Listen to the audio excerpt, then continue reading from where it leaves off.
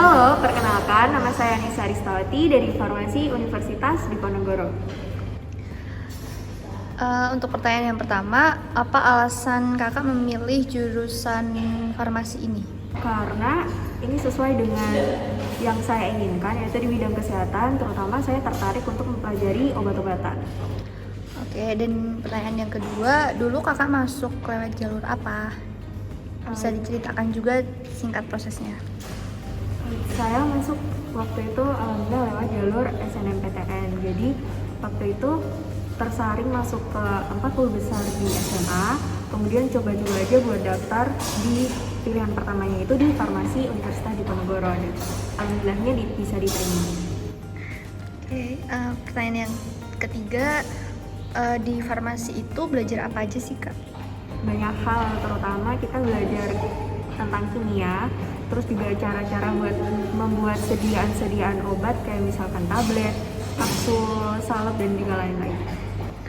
Oke, untuk pertanyaan yang keempat, skill atau keahlian apa dan sifat apa juga yang mendukung mahasiswa untuk kuliah di jurusan farmasi? Kalau terutamanya itu adalah harus penuh ketelitian dan juga ketelatenan dan juga rajin, karena di sini kita banyak banget belajar tentang hal-hal obat-obatan dan juga kita banyak membuat laporan praktikum, jadi perlu banget dibutuhkan ketelitian. Oke, untuk pertanyaan selanjutnya, stereotip atau anggapan yang tidak selalu benar yang mesti diluruskan tentang jurusan farmasi itu apa aja kak? Itu adalah apoteker terutama. Banyak orang bilang kalau misalkan lulus dari jurusan farmasi itu masuknya pasti ke apoteker, padahal belum tentu. Karena prospek kerja dari farmasi sendiri itu sebenarnya luas, bisa kerja di industri atau mau bikin apotek sendiri juga bisa, di rumah sakit sebagai farmasi klinis pun juga bisa. Untuk pertanyaan yang keenam nih kak, bagaimana cara mengetahui cocok atau tidaknya jurusan farmasi ini untuk calon mahasiswa? Biasanya karena farmasi ini termasuk banyak tugas dan lalala gitu ya.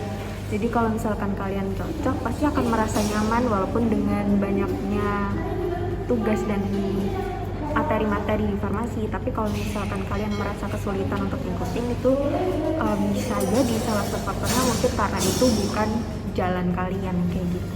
Oke, pertanyaan ketujuh nih kak, mata kuliah khas di jurusan farmasi itu apa aja dan bisa diceritakan juga yang paling berkesan sejauh ini?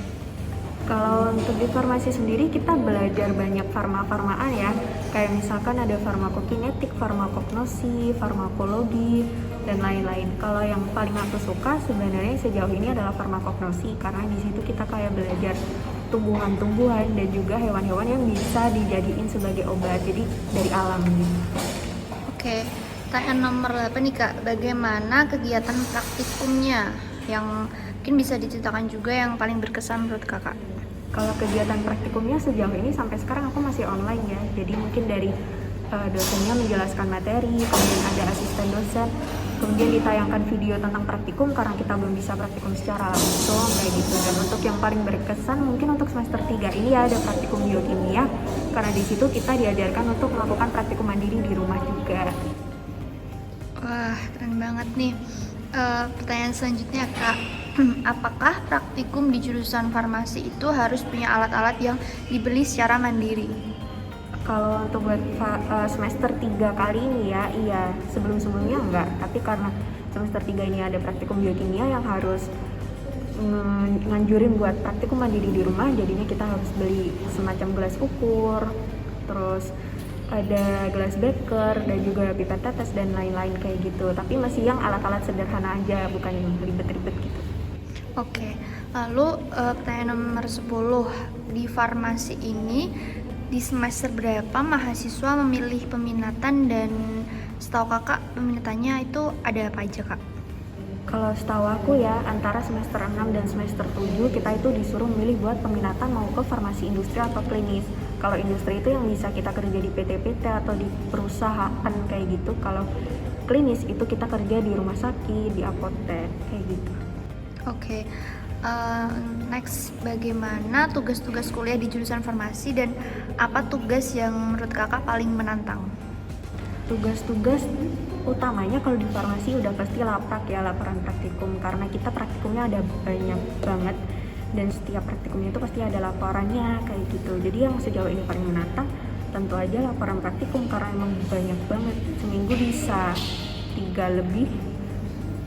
Oke, lalu untuk keterampilan nih Kak, keterampilan apa saja yang akan didapatkan oleh mahasiswa jurusan farmasi?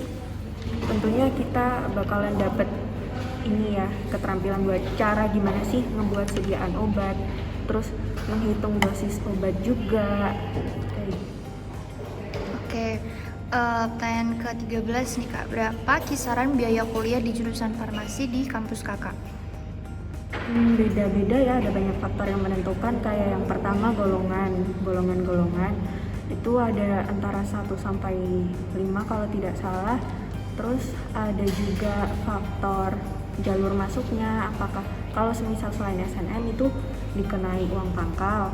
Terus selanjutnya ada dari kampus itu sendiri, karena tiap kampus punya standar biayanya yang beda-beda. Kalau mau lebih tahu lebih lanjut, lebih lengkapnya bisa dicek aja di websitenya Undip. Oke, selanjutnya pertanyaan ke-14 nih Kak, berapa kisaran biaya hidup di kota atau daerah di sekitar kampus tempat Kakak kuliah? Kalau di Semarang sendiri itu sebenarnya masih termasuknya standar ya, dan itu pun kembali ke orang masing-masing tergantung gaya hidupnya. Kalau untuk rata-ratanya bisa mungkin 1,5 juta per bulan itu bisa. Oke, lalu untuk rekomendasi tempat magang nih Kak di jurusan farmasi itu menurut Kakak ada di mana? Oke, kalau itu mungkin bisa tergantung. Kalau kamu ada di farmasi industri bisa ke perusahaan-perusahaan, contohnya ke PT Sido Muncul. Tapi kalau di klinis mungkin bisa ke rumah sakit kayak misal rumah sakit di Semarang Dr. Karyadi. Oke, lanjut ke pertanyaan ke-16 nih Kak, bagaimana suka duka kuliah di jurusan farmasi? Suka dukanya itu banyak ya, tapi kalau mau dipilih salah satu itu terutama ada di praktikumnya. Sebenarnya praktikumnya farmasi itu seru-seru karena kita kayak ngeracik obat gitu, kayak masak-masakan gitu. Cuman dukanya juga ada di praktikumnya karena selepas kita ngerjain praktikum pasti ada laporannya, dan itu emang banyak banget.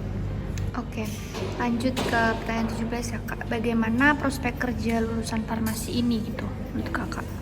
Untuk prospek kerjanya tuh luas banget ya. Kita bisa kalau misalkan mau bangun apotek sendiri bisa, mau kerja jadi research and development di perusahaan skincare gitu pun juga bisa, di rumah sakit pun juga bisa. Oke, ini ada pertanyaan terakhir nih Kak buat para mahasiswa baru. Apa pesan untuk teman-teman yang ingin masuk di jurusan farmasi ini? Ya, pokoknya buat teman-teman yang ingin masuk di jurusan farmasi jangan pernah takut ya buat masuk farmasi, karena sebenarnya kuliah di sini tuh enak banget dan seru. Terus juga teman-teman itu harus tahu kalau kuliah di farmasi itu jurusannya sangat menjanjikan karena prospek kerjanya begitu luas, dan ya bisa dipastiin kalian tuh akan dapat kerja.